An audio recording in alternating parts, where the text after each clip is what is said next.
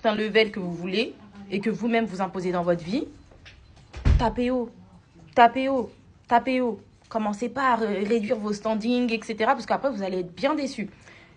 Moi, je veux bien comprendre, hein, parfois, quand on s'est rencontrés jeunes et tout, peut-être on peut être la go de galère ou quoi et tout. Hein. Mais souvent, la go de galère, là, le gars, là, il va pas rester avec vous. Hein.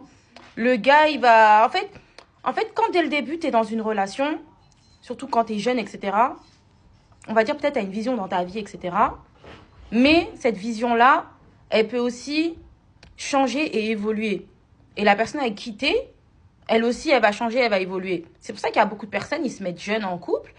Et après, ils sont plus du tout alignés sur certaines choses. Et là, ça devient compliqué parce que dès le début, vous vous êtes mis en couple peut-être à 15 ans, 16 ans, 17 ans. Mais vous voyez qu'en fait, vos chemins, ils vont devoir se séparer. Ou sinon, vous allez faire des sacrifices. Et moi, je prône de vivre ses rêves. C'est pour ça que dès le début, c'est mieux d'aller à la quête de soi. Et je pense qu'il y a peut-être un certain âge pour avoir une relation sérieuse. Vraiment. Parce que vous allez plus savoir ce que vous voulez dans votre vie et ce que vous voulez pas dans votre vie.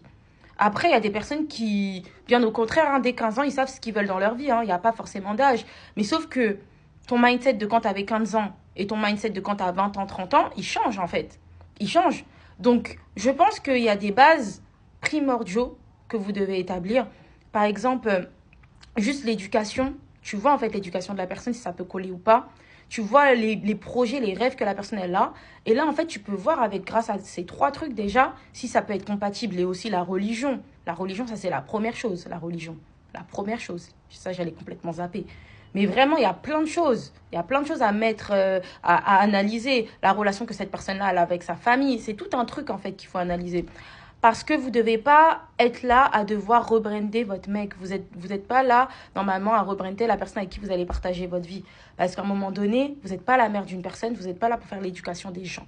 Ça, c'est quelque chose qui est primordial. Après, je dis, pour moi, hein, dans un couple et tout, on évolue et on grandit ensemble. Ça, c'est pas un souci. Ça, c'est tout à fait normal pour moi. Ça, il n'y a pas de problème. Mais à partir du moment où tu dois éduquer la personne, tu passes ton énergie en fait à élever la personne, bah non en fait, je suis désolée. À un moment donné, là, il va falloir aussi que tu gardes ta place de petite copine, de femme, et pas de mère de quelqu'un en fait. T'es pas là pour éduquer les gens, t'es pas là pour...